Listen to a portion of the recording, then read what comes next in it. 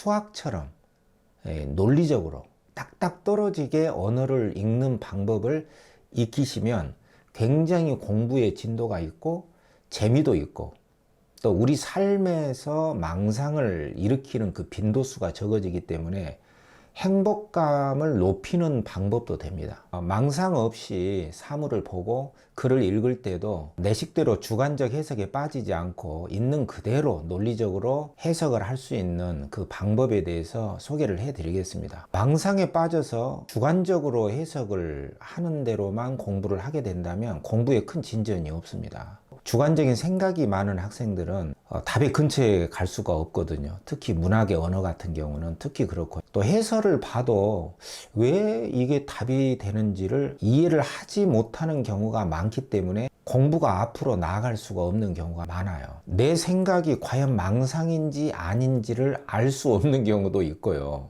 내가 망상에 빠졌을 때 그것을 망상이라고 어떻게 알아차림할 수 있는지 그 방법을 모르는 경우가 많습니다. 그렇기 때문에 언어로 된 글을 읽을 때하고 숫자로 된 수학을 풀 때는 이 망상의 개입 정도가 엄청나게 다릅니다. 수학의 숫자를 볼 때는 망상의 개입 정도가 적거든요. 그러나 언어에는 그 언어 속에 과거의 기억이라든가 관념이라든가 어떤 이미지가 묻어 있기 때문에 언어를 보는 순간 어떠한 생각이 일어나서 곧장 망상으로 빠지는 그 속도를 제압을 할 수가 없습니다. 망상은 우리 마음 작용의 굉장히 자연스러운 흐름이라는 것을 이해하는 게 좋습니다. 그래서 이번 강의에서는 망상과 마음의 관계, 그리고 망상에 반대되는 개념은 알아차림입니다.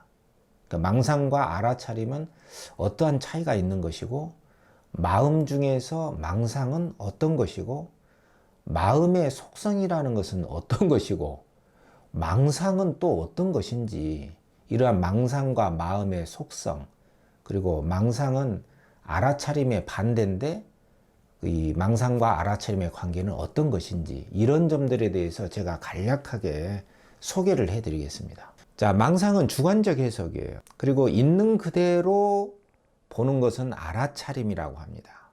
그렇기 때문에 알아차림은 실상, 진실되고 진리를 말하고요, 있는 그대로를 말합니다. 있는 그대로 글을 읽어낼 수 있는 게 논리적 해석이다, 이렇게 볼 수가 있는 것이죠. 여러분들, 공부는요 의지와 노력만으로 될 수 있는 게 아닙니다.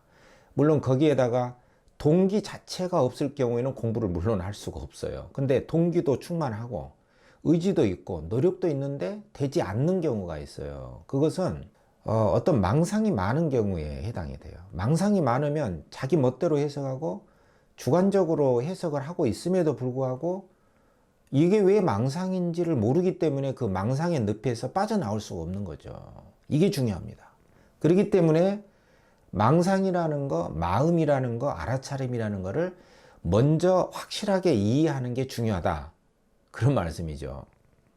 그 두 번째는 언어의 속성을 큰 틀에서 이해하고 이런 것들을 이해하면서 작은 깨달음을 많이 이루어 나가는 게 중요합니다. 수많은 말과 글 자체에 마구잡이로 끌려다니다 보면 망상에서 벗어날 수가 없어요.